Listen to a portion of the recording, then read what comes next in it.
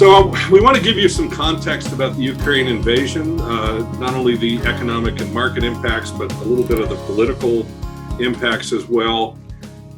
People in our industry tend to want to diminish the impact of these kinds of things, and please don't get the impression that we're trying to do that. We're not. We think it's a very serious breach of international diplomacy. I think Putin is nuts, but it is what it is. So we're going to talk a little bit about the markets that were already a little bit volatile due to the lingering effects of COVID, increased inflation, which is clearly complicated by the supply chain disruptions that we've had, and rising interest rates, as well as an increasingly hawkish Fed. What that means is that the Fed is going to be raising rates. You might recall after the 2007 to 2009 credit crisis, that the Federal Reserve dropped rates to near zero and kept it there for a long time. Now they are starting to show signs of trying to raise the rates. Why? Because inflation's more of a factor than it has been. There's been a rotation from large cap tech stocks to cyclicals and large cap value. All of those things were already going on before 2 weeks ago and the invasion of Ukraine last week. In addition, we're going to talk about the role of commodities, managed futures, MLPs, or master limited partnerships in real estate in offsetting impacts of inflation. And then also the international equities probably being more of an opportunity now than it's been for years versus prospects for U.S. equities alone. So the last topic, and this is a really important one that people don't really think through, is what we call the concentration risk in the S&P 500 and the NASDAQ of just the top 5 stocks. It's unprecedented levels. So that's our agenda. Let's start with political impacts. First of all, the response has been amazing from other European countries. Wow, we just keep having people join, which is great. Kind of unanticipated. So, for example, Germany, which a couple of weeks ago were mocked by the fact that their military support for the Ukraine consisted of giving them 5,000 helmets. They have dramatically changed that. They are now shipping anti-tank missiles and other kinds of support. They've also announced a 2% increase in their military budget, which, of course, the last administration was harping on them because why do we continue to support NATO when they're not willing to increase their own budget?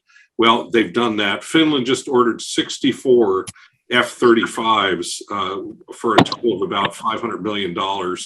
And of course, Finland has been fighting the Russians forever.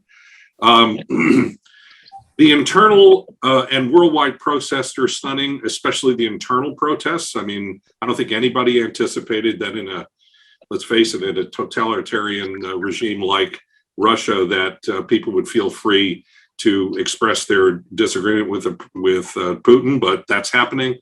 The sanctions are aggressive, and the oligarchs are getting hit hard. Yes, it's great with Jim. Yeah. Hey, Kate, yeah. Could you? No, there we go. So they're fighting valiantly, but let's face it, they're not going to beat the Russian Federation in a war. We have been getting constant invites to Zoom meetings from all kinds of different people. Office Depot is waiting. I don't know who that is. I'm not gonna, let me see who that is. Send free stuff. Yeah, I'm sorry, I'm not gonna allow them in. So, and so we've all attended various presentations by the chief equity strategist of this firm and that firm. And I'm going to turn it over to Bill Driver, my partner here, who listened in on something that really has something to to address this major question is, okay, so assuming Putin takes over Ukraine, is he then going to invade other NATO countries? So Billy, why don't you take it away? Okay. Yeah. Yeah. I had the good fortune, Jim, to actually be involved in a couple of Zoom calls. Excuse me. One was with David Petraeus, as you put his name up there just a few moments ago, who I'm sure you all recall was the U.S. Army General, head of the Central Command, and former director of the CIA, who is now with KKR. And then the other fellow was a guy by the name of David Bridges. And David Bridges had a 25-year career in the CIA, and at his last posting was the director of the CIA in Eastern Europe, and is now with Fidelity. So these guys have some pretty interesting insights. Petraeus, in particular, I thought was interesting. He said that this whole thing with Russia and Ukraine is the best thing that's happened to NATO since the Cold War. And I'm going like, wow, the best thing. That's a pretty strong statement. And he said, look, Putin has accomplished what Obama couldn't do, what Trump couldn't get done, and that is to revitalize NATO completely. He's gotten the countries of Western Europe to pay their fair share of the defense costs. And whether you agree or disagree with that, I mean, they are certainly paying attention, and they are paying more into NATO as a whole. Bridges, on the other hand, I thought went into some interesting things as well. Just briefly, he looks at it from the standpoint of, would this whole thing expand? Would go further than just Ukraine? And he felt that absolutely not, particularly now with the attention of the NATO countries and the fact that looking at the US and NATO, we're much better trained, much better equipped than the Russian army. And it would be a fool's errand for him to consider that activity. So that doesn't look like much of a threat. Then he went further to say, what's going to stop him? And I thought that was probably the real key to the whole thing. And he said, number one, resistance at home, which you partially already mentioned, Jim, the fact that they can resist a little bit. And then, this is a little crude, I guess, but he said Russian soldiers arriving home in body bags. You think about that one. And what that could do from a protest standpoint. And then lastly, and I'll finish this, is that when the activities that any activities that will raise discontent with the elites, with the oligarchs, the whole fact of what's going on with SWIFT and all of these other situations, so that they now don't have access to their funds, to their things that they want to do, travel around the world, and so on and so on. So that will be something that he will need to contend with. So that's really it, Jim. And that's maybe more than you wanted to know, but it was fascinating to hear what these two folks had to say. Yeah, I mean, basically the message is Putin has managed to alienate and unify Europe against him with this move. So that's a political unintended consequence that I don't think he thought through. I think it'll be interesting to see how this plays out over the next few weeks and months. Okay, the economic impact. So here's where our industry does this literally every time, and we're going to show you the data. We're really data driven, not policy or political ideologically driven. But history shows that geopolitical crises don't tend to have lasting impacts. As severe as it feels right this minute, on a long-term basis, they don't tend to have as much of an impact. So we'll talk about that. Russian energy exports, clearly, there's a rise in global energy prices. I think the price of oil jumped over $100 a barrel. Mike, wasn't it the first time since 2014? And natural gas is up 62% or something like that. Is that about right? Yeah, well, actually, crude's up over 101 today. Yeah. Okay. So Mike is going to give you an update a little bit on the market in a sec, but then let's keep things in mind. You know, a number of years ago, we had the Greek crisis and everybody was freaking out and the market was driving, going up and down because of oh my gosh, Greece is going to default. But I think Greece's economy was roughly the size of Atlanta. Right. So the Russian economy is ranked 11th largest in the world, but it's 120th the size of the US and 1/15th the size of China.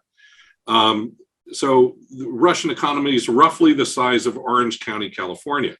And I know we have some clients that actually have places down there, so that's for you guys. But, we were thinking about this yesterday. I was at yet another one of these meetings, and I said, how big is Russia part of the all cap world index? It is 0.38%. So it is an emerging market country. It's hard to remember that. I think one person described Russia as a gas station with nuclear power or nuclear weapons. But, the fact is, it is not as big a economic force as we might think. And so it would be good for everyone to keep that in mind. Europe, particularly the Baltic states and Poland especially, Romania as well, will suffer more than the US. The strategist that we were talking to yesterday, who runs a global macro fund that some of you own with Eaton Vance, brilliant guy. He basically said, no, he doesn't see, I asked him the question, do you think Putin would invade a NATO country? And he said, no, but they will continue their cyber attacks as they have been for months and months in places like the Baltic states, Lithuania, etc., Poland, Romania, and some of the former Eastern Bloc countries. That will probably continue. And then the immediate impact on Russia, the stock market and the ruble were down 50%. I don't know, Mike, whether they've recovered. But, no, they're down some more again. Okay. And then finally, here's a quote from the chief equity strategist for JP Morgan. Says, Russia, Ukraine is a low earnings risk for U.S. corporations with just 0.6% of disclosed revenue for companies in the Russell 1000 coming from Russia. So again, keeping it in perspective is part of our job for you. And so is it having a short-term effect on the stock market? Yes. The stock market was already down, but I used to say when I first got in the business back in the 80s that the market was a completely random event, plus or minus 10%. Now it's probably closer to 20. But let me illustrate what I'm talking about. You might recall when Saddam Hussein decided to invade Kuwait, that there was quite a drop in the market, and the question is that something that was predictable? Well, I suppose if you were like the previous gentleman, the director of the CIA for that particular part of the world, that may not have come as a surprise to you, but it clearly was a surprise to the stock market, and the stock market got hit hard. That's a random event that has an immediate but short-term impact on the market, and I think that's what you're going to see here as well. All right, so the market impact. So there's increased short-term market volatility. Okay, we know that. It's adding another stress in a market already skittish and looking for a reason to correct. And we've seen that already this year. And we'll go over that in just a sec. International equities will be affected short-term, but long-term, many, and you're talking to some of us right here at Opus, we think that international equities will outperform U.S. stocks over the next 20 years. Now, the U.S. stock market represents about 40 or 45% of all the stock market assets in the world. And yet most Americans have 90 to 95% of their money in U.S. stocks. So we have always maintained an exposure to international equities and commodities and real estate, master limited partnerships, and all the things that we think are going to be more important in the next few years than they have been in the past few years. But the fact is that we tend to be pretty ethnocentric in our investing behavior in this country, and we think over the next as the world becomes more of the global economy, it's going to be more and more important to have international equities in your portfolios. So the 10-year Treasury bond yield dropped sharply as investors fled to the safe haven of U.S. securities. It's important to remember that the 10-year U.S. Treasury bond is the most liquid security on the planet. So not surprisingly, as this thing hit, bond yields dropped when you would expect it to go the other way. And the reason is that not only were a lot of people in the US buying, but a huge amount of money coming from overseas. You know, if you're a money manager in Germany and you have a negative interest rate, but your alternative is to buy treasury bonds with a positive yield, what are you going to do? You're going to buy the treasury. So that's what's been going on there. So these are mostly short-term impacts, will have minimal long-term impacts, but that's basically what's going on a short-term basis. Now, this is a slide that is sort of interesting. We got it from a blog from a CFA Institute gentleman, Mark Armbruster, and he updated it just with the info with the Ukraine, but there's no war. What he did is he said, let's look at all the wars, and then the World War II, the Korean War, the Vietnam War, and the Gulf War. And if we took the return of the market starting 4 months prior to the beginning of the war to the end of the war, these are the returns. So here is large cap stocks, some pretty nice overall returns. The 10% return with 19% standard deviation, which is, by the way, the typical standard deviation of the S&P over time. But then you can look at, even during World War II, even though it started out dipping down, it still ended up being a 17% annual return. Small cap stocks similarly. The other thing I wanted to point out is inflation. So obviously with COVID and recovering from COVID, we've had a heightened level of inflation. And I think the last print was over 7. But probably by August, August will be a really important print to see what kind of actions the Fed may or may not take. If inflation comes in at 4 or 4.5%, they probably won't do as many hikes as people think. But if it comes in at 6, then they might. But just knowing that the last 30 years, the average inflation rate has been 2.1%. And we're talking about 4, but if you look at these numbers, 4.7, 4.1, 3.8, 5.2, et cetera, they're all typical wartime inflation. Now, we're not saying we're at war, but it is important to know that historically inflation has been much higher than we've enjoyed the lower rates for the last 30 years. All right, during war times, what have been the typical market impacts? So you would expect increased stock market volatility, but that's actually not the case. On economic growth, what is the impact? Well, in the past, our economy was more dependent on capital goods and natural resources, so wars would have a bigger impact. But now we're in a knowledge-based economy, so that impact is likely to be smaller. I'm not saying it won't have an impact, but it's likely to be smaller. In wartime, bonds generally underperform due to higher inflation. Why? Because the governments borrow more money, yields go up and prices go down. So yesterday during our lunch, the gentleman from Eaton Vance said that Ukraine is actually issuing war bonds. And it looks like they're going to have plenty of Western capital willing to go in there and help support the costs of fighting this war. So that'll be an interesting thing to watch. The Ukraine invasion, basically short-term, means higher energy, food prices, but our adjustment to COVID was way worse because the world's economy shut down. That's not going to happen. So there's that. And then just keep in mind, the things that determine long-term results in the stock bond markets are GDP growth, which is gross domestic product, earnings of companies, valuations, and interest rates.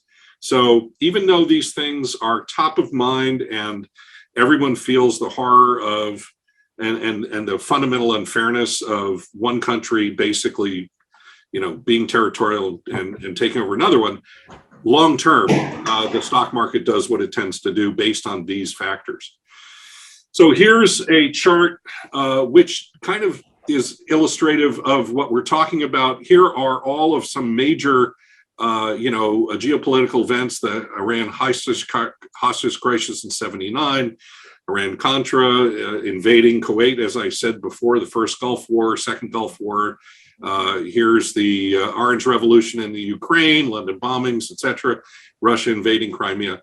But as you can see, the S&P did pretty well during that period of time. Again, I don't want you to think that we are diminishing the severity of this on a personal level and on a humanitarian level. We're not, but this is what's happened with the stock market over that period of time. Here's a slide of the top, the 10 worst days for the S&P going back from 1980 to 2020. I was in the business in 1987. The market dropped. Now this is the S&P. The S&P dropped 20%. The Dow dropped 23%. It took 264 days to get back up to the level it was before, but the return after 1 year was 23%. In March 16th, the market was down 12%.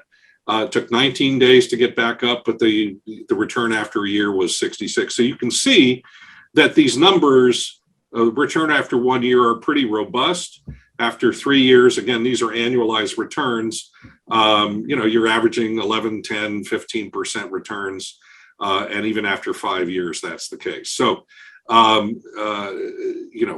don't be too concerned about a one-day drop, because typically it's a short-lived thing. We do think that it's important to focus on energy-related inflation. So Germany's announcement that they would not certify Nord Stream 2, which is the new pipeline from Russia through, to the West. So that is one thing that could cause increased costs that are related to energy. The supply disruption of gas to Europe, if Russia restricts export to the EU, that's certainly a possibility. On a short-term basis, they can cope, but on a longer-term basis, it's more of an issue. Rising commodity prices and central bank policy. So, we've already seen commodities going up, there's no question.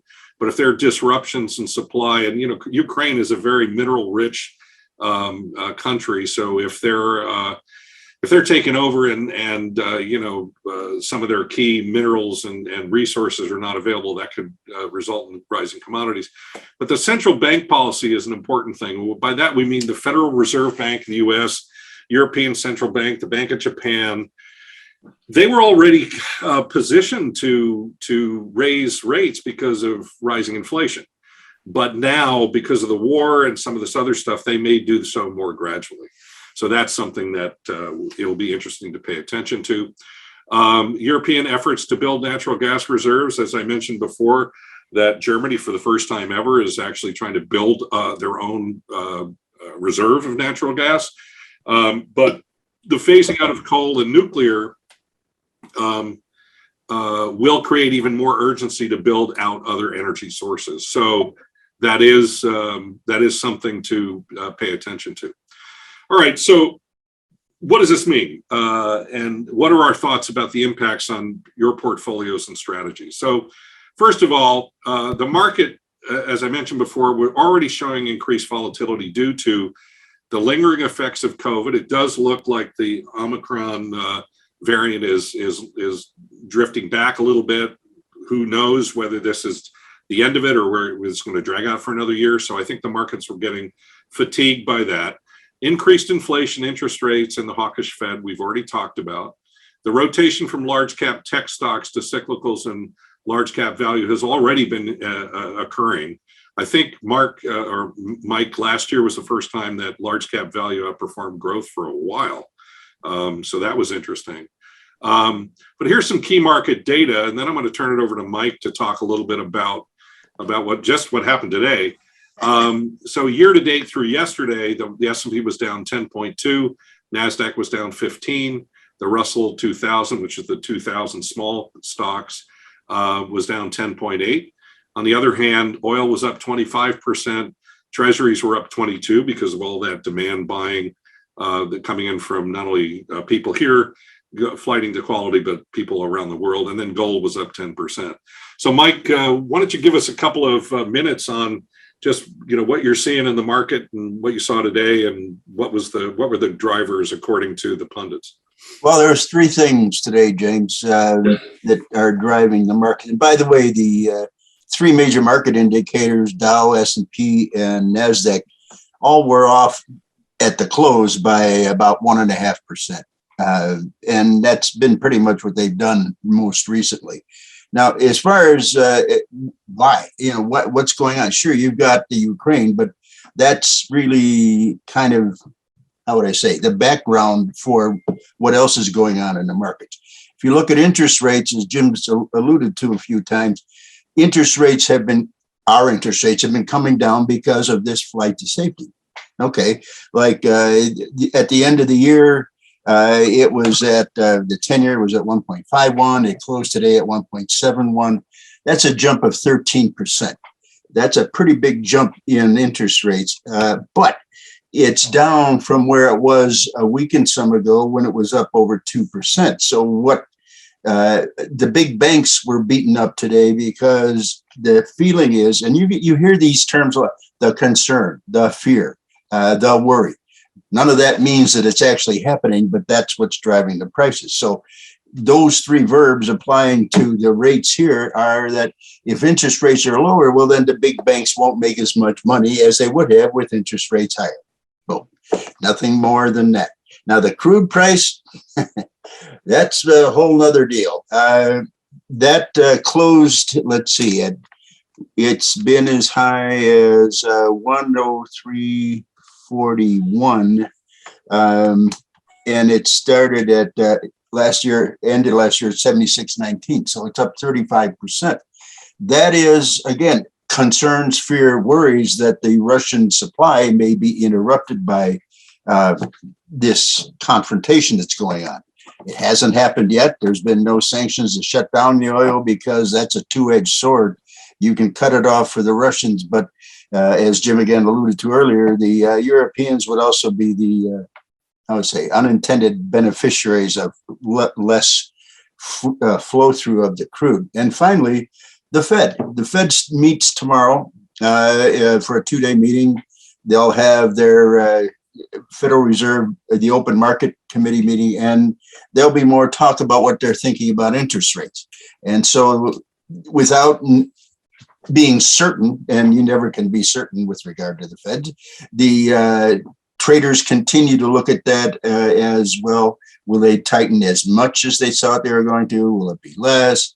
So you've got these three underlying economic things that are really not directly affected by the Ukraine per se, but they are the ripple effect. And that's what you're getting. And plus the emotional factor of investors. And, Jim was saying, well, the business goes back to, if you will, the just the facts, Jack kind of analysis. The emotions tend to be washed away, and that's why you'll see the market start to recover even before, how would I say, the news may be that good. But anyway, so my closing thing is simply this: pay very little attention to headlines. They're very broad and very thin in terms of substance, and yet they cause all kinds of angst and aggravation in investors. And more often than not, they have no idea what the heck they're talking about. And in the final analysis, most of us are investing for the longer term, and the longer term still looks good from at least my personal point of view. That's it, Turk. I might just put a little bit of a commercial in here. Mike does a fabulous radio show once a week. Periodically, I pinch it for him. It shows on Saturday morning at 9 a.m. KXLY News Radio 920 in Spokane. If you go to our website, go to our Learn page, you'll see snippets of his show that we cut up and put out there, plus my own blog, which is Your Money Week. But if you just want to kind of get a sense of what's going on for the week, Mike talks about this. Normally, the show is a call-in format, and because of COVID, that's been shut down for quite a while. I don't know, Mike, when that's likely to change. Have you got any indication? No, they haven't said anything, Jim. But for folks who aren't in the Spokane area, you can go online and listen live on Saturdays as well. So anyway, if you kind of get a sense, Mike and Bill are my good long-term friends, and they've been in the business almost 5 decades. I've been in the business almost 4 decades. So between the three of us, we've got 140 years of experience in the biz. So listening to Mike's perspective is fun and entertaining. So to this idea, one of the things that we typically see with clients is this idea like, oh my gosh, the market's down. That's a bad thing. Here is a chart that goes back 71 years. And every single year you will see that the market is down at some point, sometimes more than others. Like, back here in 08, it was down, 48%. But the average drawdown on an annual basis at one point during the year is 13%. So please don't get whipsawed by that, because the other thing to bear in mind is this line, which is the cumulative return of the S&P. As you can see, it goes up despite all of these dips, some of which are pretty substantial in the 35 to 50% range, and yet it still manages to go up. I mean, obviously this one created this downturn here, but after that, it's pretty much steady as she goes. So keep that in mind. All right, so what are our general thoughts on the portfolio? The first thing is, if you're working with us, you have a well-diversified, structured portfolio. And we don't tend to react to headlines. We don't, except this way. So we have a good allocation for you. If the market delivers us a buying opportunity, we ask ourselves a very simple question, which is, what's on sale? Does it make sense to rotate up something that's done well for something that's really cheap? So as an example of that, we go back to March of 2020, at the beginning of the COVID crisis. The market was down 35% in like a month. And we came up with a list of coronavirus ideas. What companies would do well during this period of time? We were thinking about shipping companies like UPS, Federal Express, and we bought some of those, and they did really well. I think we were buying UPS in the 90s, and it's 212 now. Companies that were looking good, like Netflix, content providers. So we're not saying we don't pay attention to the market, but we don't let the market dictate our allocations and our strategic changes. What will change it is the second comment here, which is, if your personal financial situation has changed, talk to us. That's a reason to change your allocation, not whatever's happening in the news. Okay, the next one is, higher inflation is going to be more persistent. And so we have always maintained, and you all know this, exposure to commodities, managed futures, real estate, and MLPs, master limited partnerships, are another good inflation hedge kind of a situation. So, those are going to be more important as we move forward, due to all the conditions that we just talked about in the market. Rising interest rates, no question, that's going to be more of a factor. So what does well during that time period? Dividend paying stocks, selling any long-term bonds or muni bonds and waiting for buying opportunities. For example, in the March of 2020 crisis, the normal spread between muni bonds and treasuries is that muni bonds will trade at 70 cents on the dollar relative to treasuries. At that time, muni bonds were 500% more than treasuries. So we were like, okay, so we bought muni bonds. I mean, why not? Because it's tax-free and it was a much better deal. So they've come back down, but we're going to be probably trimming our muni bond positions and trying to find other places to park that money in those parts of the market that that we think will position you best moving forward in the next 12, 18, 24 months. Finally, the rotation from growth to value, that's already been going. So what does that mean? It means trim, but don't completely liquidate your large cap growth positions. Now, many of you own Amazon and Google and Netflix and Facebook and Microsoft, and they're all great companies. But they have basically had the wind at their back and the sun in their face for the last 12, 13, 14 years, pretty much since the credit crisis.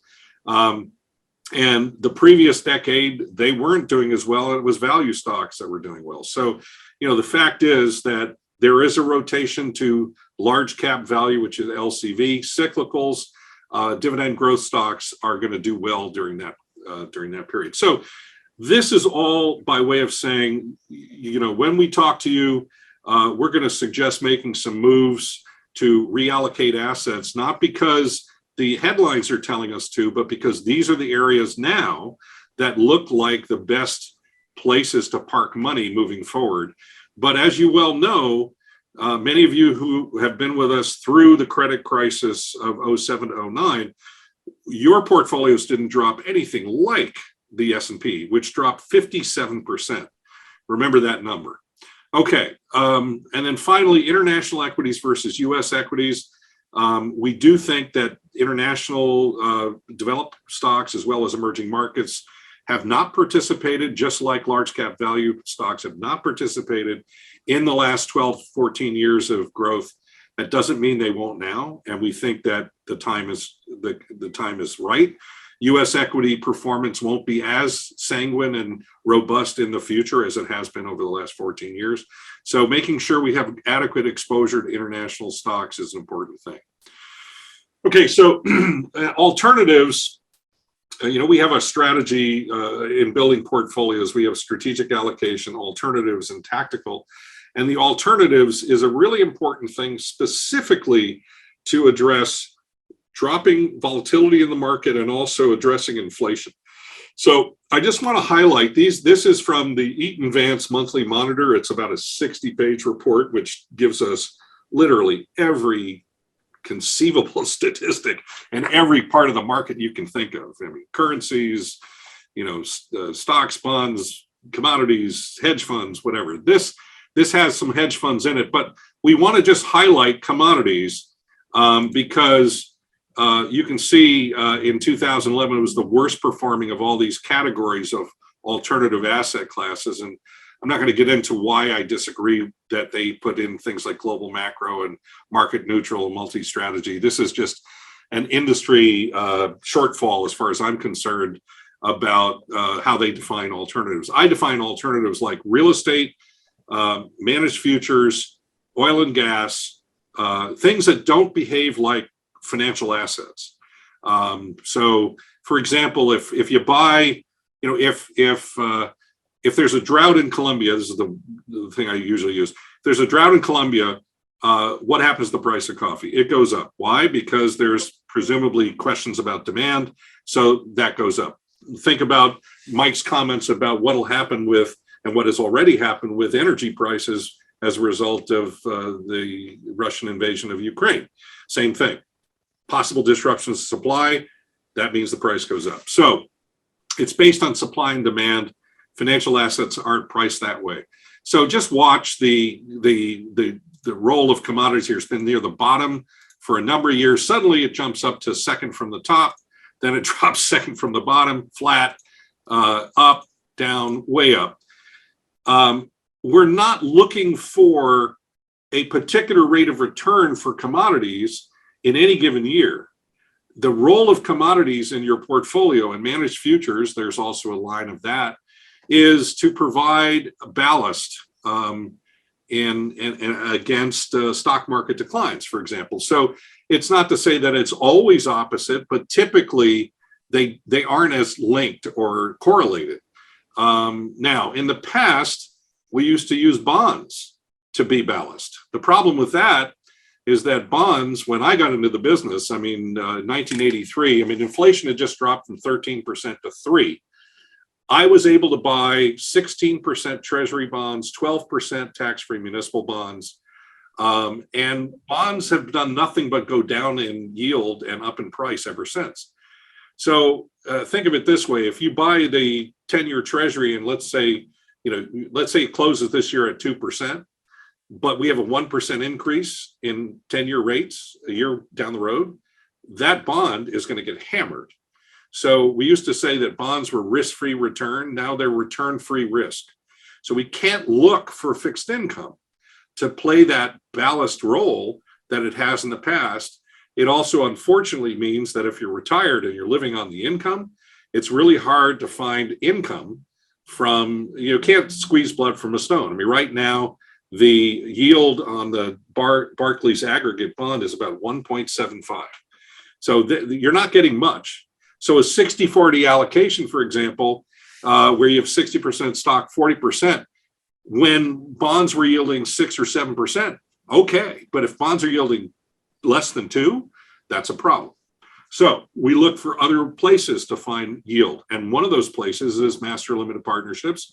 You guys know that because we've had the Invesco Oppenheimer Steel Path Fund and also the Cushing Mainstay Fund for years.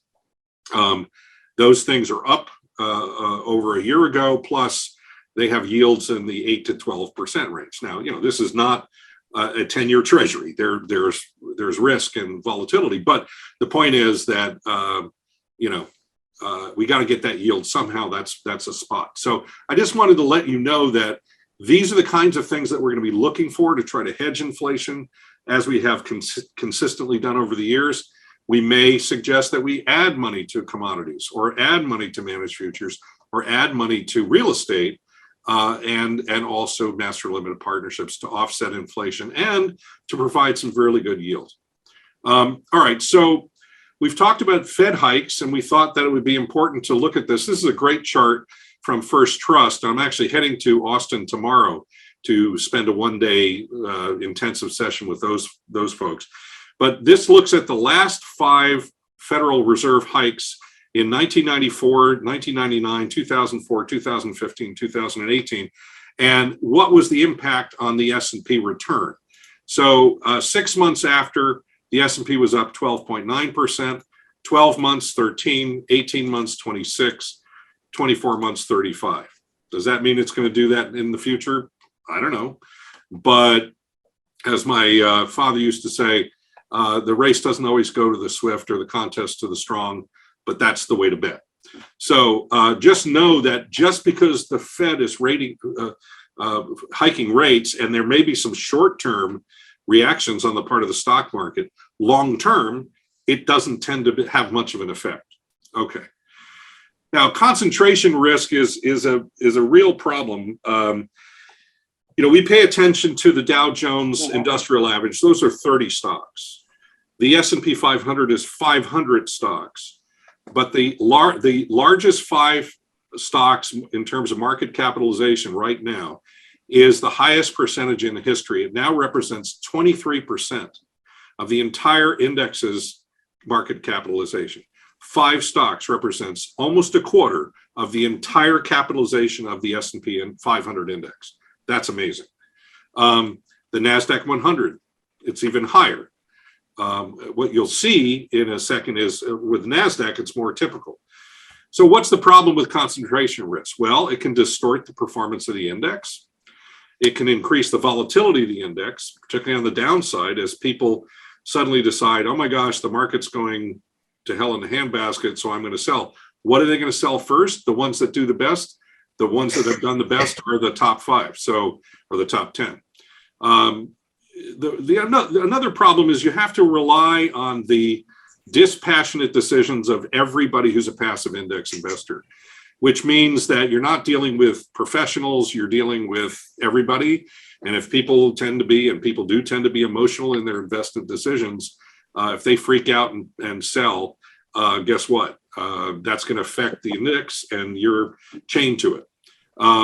So it truly is like the red-haired stepchild. When it's good, it's really, really good. But when it's bad, who knows? So the last few years have been really good, but you get the index return along with the index risk. Let me show you what I mean. Here's a chart talking about just the top 5 names percentage weight in the S&P between 1999 and 2022. And as you can see, that this is the top five, and then this is the index.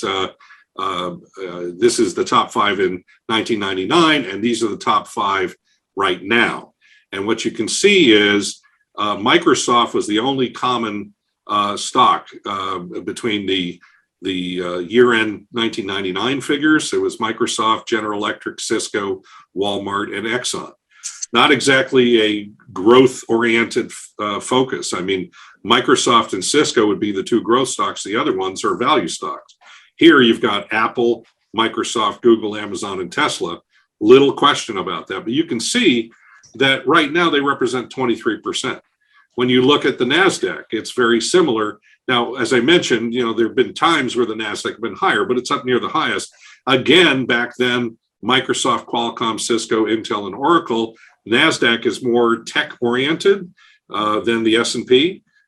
So not surprisingly, all of these are in the technology department, and the same thing is true here. But as you can see, the percentages, Microsoft was 10, it's still 10, but Apple is 12, Google is 7, Amazon is 6, etc. So just keep that in mind, that this concentration risk is a real problem. And it tends to happen when people fall in love with a particular sector, like people have been in love with large cap tech for the last, 5-10 years. But it doesn't mean that's the best way to invest. Now, why do I say it can distort index returns? Here's why. So let's talk back at the first quarter of 2020. The S&P 500 was down 19.3%. Why? Because COVID had hit and the market came down. And I mean, when I looked at the bottom five stocks, I think they were all like, Carnival Cruise Lines and that kind of, they were down 88%, whatever. But the top five stocks were down 16%, right? The next 497 stocks were down 27%. So what does that mean? It means that five stocks drew 495 stocks from being down 27 to being down 19. That's stunning. So that's why we get concerned. That's why we don't do S&P 500 index investing, and we're not passive, because that is just not sustainable. And that risk is pretty hard to quantify. But those are some pretty, dramatic issues. Now, here's the other thing: is you start with 0% on both of these back in 2019 through 2021. The 495 other stocks have only yielded 35%, not annually, total, right? And those top fives are up 92%. So, which roller coaster ride you want to be on? All right, so finally, it's not how much you make, but it's how little you lose. That's an old saw that we have, I remember hearing when I first got in the business. If one portfolio, you have two portfolios with $1 million, one is down 57%, the other is down 15%, how much, do you need to get back up to par? And those of you that attended our client appreciation dinners in February have seen this slide, so I apologize. But the answer is 123% return to get back up to par if you drop 57 and only 18%. And I use this in my lectures at Stanford. So I say this, I said, well, portfolio A, can you get 123% return without taking undue amounts of risk? And everybody goes, oh, no, you can't do that. And then the second question is, well, in portfolio B, does the market regularly produce returns of 18%? And the answer is absolutely it does. So they're right on the first and wrong on the second. But these numbers weren't picked randomly. Remember, I told you to pay attention to 57%. That's the amount of of money that the S&P was down, a percentage it was down between October of 07 and March of 09. And it took the S&P 4.5 years to get back up to par. 17% was the worst one-year number that I saw from any of our clients' analyses in Albridge during that same period of time. And it took that person about 4.5 months to get back up to break even. So, as we wrap up and open it up for questions, just keep in mind that our job is not to run around, chase the hot dot or time the market or whatever. It's to produce portfolios that allow you to have your money do for you what you want it to do, which is to live the life you deserve and imagine. And the reality is that we'll never brag about the upside, but it's the downside where we're going to help doing that. And the way we do it is by being fully invested in parts of the market that at the time most pundits would say, the last thing you want to do is put money in MLPs or commodities or managed futures. And we don't care, because we would rather have this kind of experience for you than this kind of experience for you. So with that, I'm going to open it up for questions, and let's see what I can do to do that. So if you want to, I'm going to stop sharing my screen, but by the way, let me just go over this. This is Opus right now. So we have our Seattle office. We have Bill and Andrew, who's joined us. There's our office address. Mike manages our Spokane branch, and so that's over there. And then, as you all know, our great staff, Katie Sievertson, our client service person, Emily, who's our investment service analyst, Donna Driver, who is, what did she say this morning? I always call her utility infielder. I know, but I would say like Donna Driver, den mother and whatever, but she is our client experience and events and evidently utility infielder. And then finally, Tim Hunter, who is our producer and social media person. So I will stop my share, open it up for any questions. So just go down to reactions and then raise your hand. And I'd be, and Emily, can you check the second page to make sure if anybody wants to raise their hand or ask a question, we'll do that. There are no stupid questions, so don't hesitate. I have a question. Okay. My question is, I have heard that charitable giving is no longer going to be tax deductible after this year. Is that correct? I haven't heard that. I haven't heard that.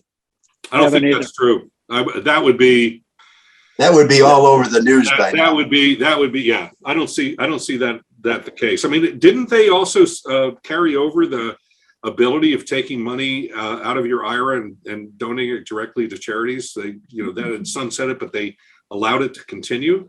So I don't qualified charitable deductions are still available. Okay. You can do that from an IRA direct. And there was some discussion at one point about not being able to deduct charitable contributions, but it went nowhere. So that I'm aware of. Let's put it that way.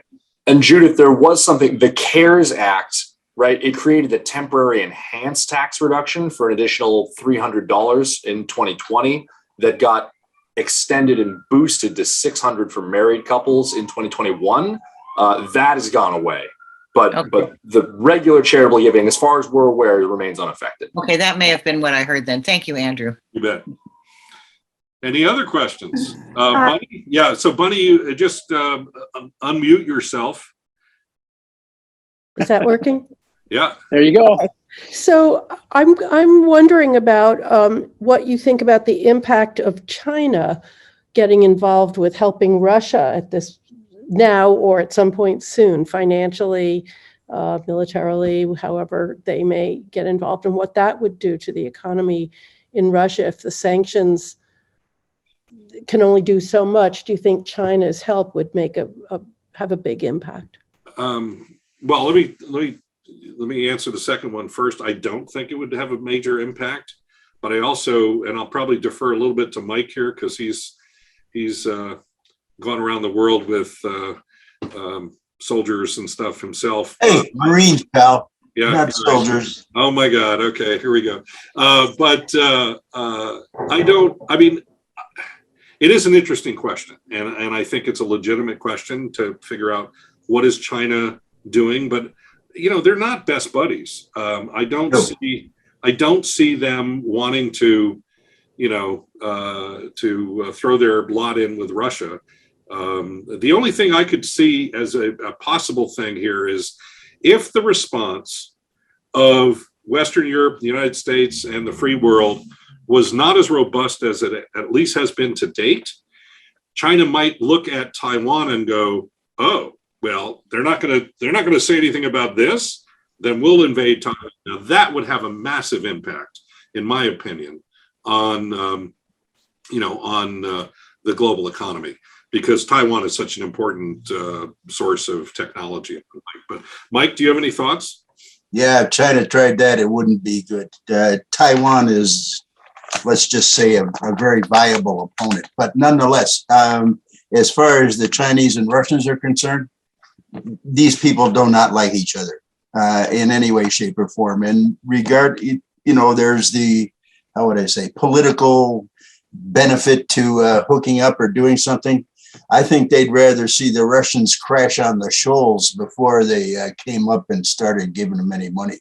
But that's just my view. I'm not Chinese, and nobody from Russia's called me, so I have nothing to add other than the perception is that no, these guys they have nothing to gain by helping the Russians, because the sanctions, you don't know, the sanctions, that's what a lot of companies now aren't taking Russian orders because they don't want to be hit by potential sanctions. So it's putting even more of a wedge between the Russians and the rest of the world economy. Right. Other questions?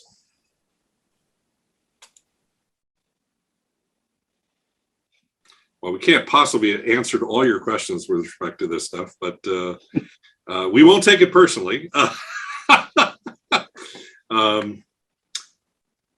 Yeah, so we'll be continuing to monitor this. Obviously, we may have some follow-up, workshops and that kind of thing with respect to this as it unfolds. But we wanted to give you a sense of at least our thinking and the kinds of things that you can likely hear from us as we talk to you about doing reviews. The other thing I do want to say to everyone is, again, thank you very much for your loyalty and for dealing with the hassles that we have put you through over the last couple of months to move from Securities America to Commonwealth. Sure.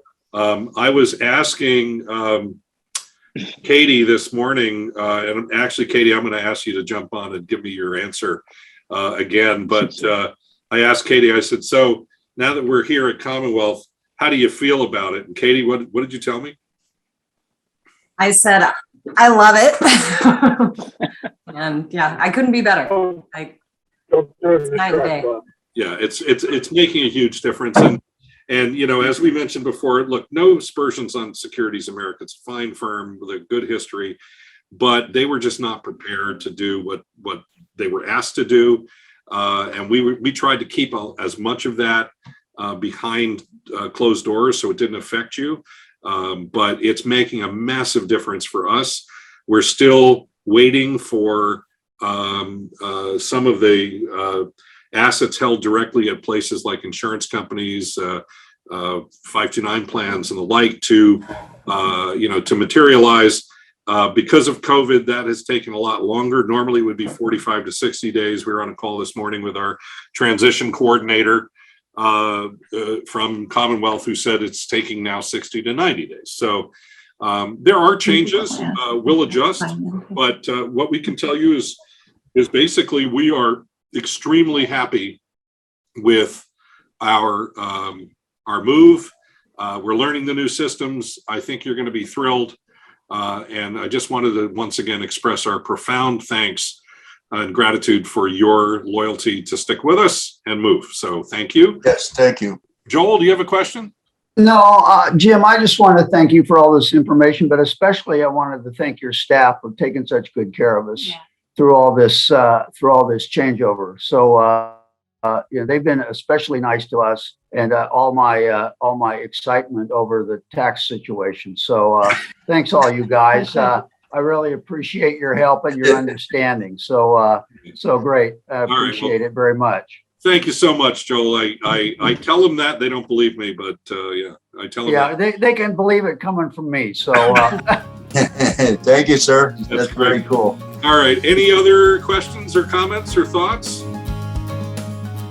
Well, once again, everybody, thanks. I'm flying to Austin, Texas, the first time I'm flying to a conference in 2 years. So we'll see how that all goes. And we'll stay on top of things. We'll be back in touch, and enjoy the rest of your afternoon. Yeah, thanks for coming. Thanks, you guys. Thank you. Thanks, everyone.